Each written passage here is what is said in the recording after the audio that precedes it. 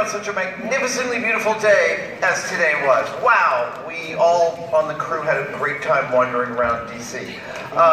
We are going to science the crap out of this building today. We're going to show you some things you have never seen. We are going to show you some things you have and show you brand new ways of looking at them. Our set, all of these road boxes, including this one up front, you might say that this one is empty. And I'm not going to say you're wrong, but I'm also going to point out that from other vantage points, using other types of vision, it could be considered full. It's full of the components of oxygen, to be sure. It's definitely got a few neutrinos in it, molecules banging into each other, electromagnetic waves. Michael Stevens.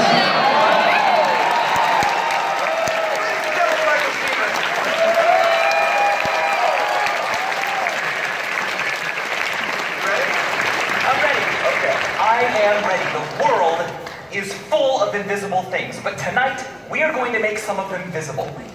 We often say seeing is believing, but real understanding only comes from when you can see something in the abstract in your mind. Right, and that process, the pleasure of finding things out, that is brain candy. Yes, so just to start, how do we visualize invisible things like air? We look through air all the time, and yet the air in this theater has some mass. I see the beams from our lights. Well, we're using a theater trick. That's a little bit of smoke. Oh, no, it's not smoke. Yeah. Smoke is defined as a product of combustion, and we are not allowed to use fire on this stage. Oh, I tried. I really, really tried.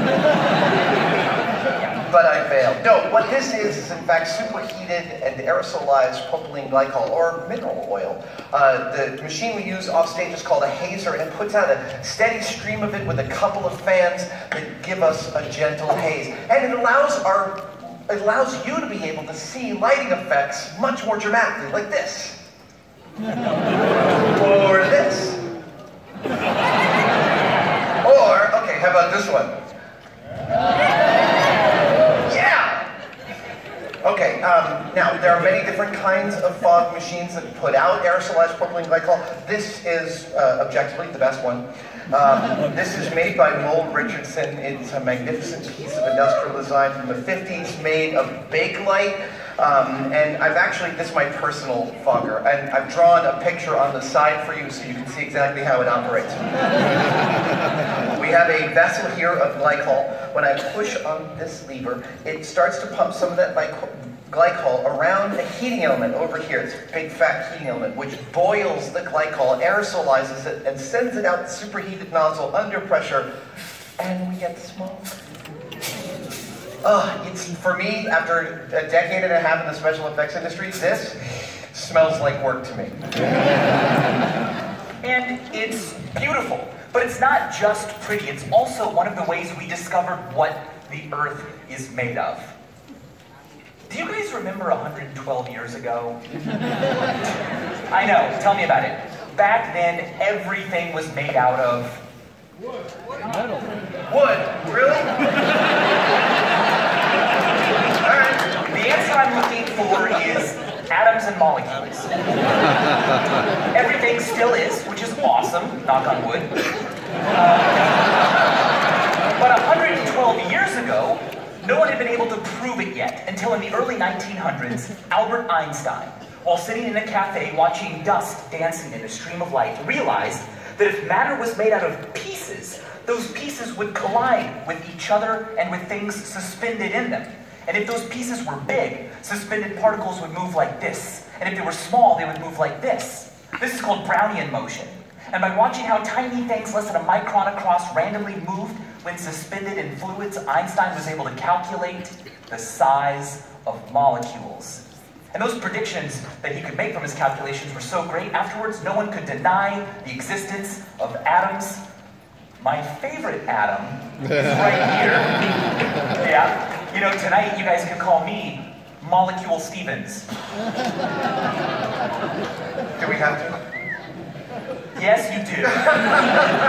Now, these diagrams are great for gross understanding of how molecules move, but in terms of the fine points of the molecules themselves, they are inaccurate. They don't tell the whole story. No. To do that, we're going to need some people from the audience. We will. Now, if you got a waiver with a red sticker on it, there should be 4 of you. We want you to come up on stage and help us show how molecules themselves move.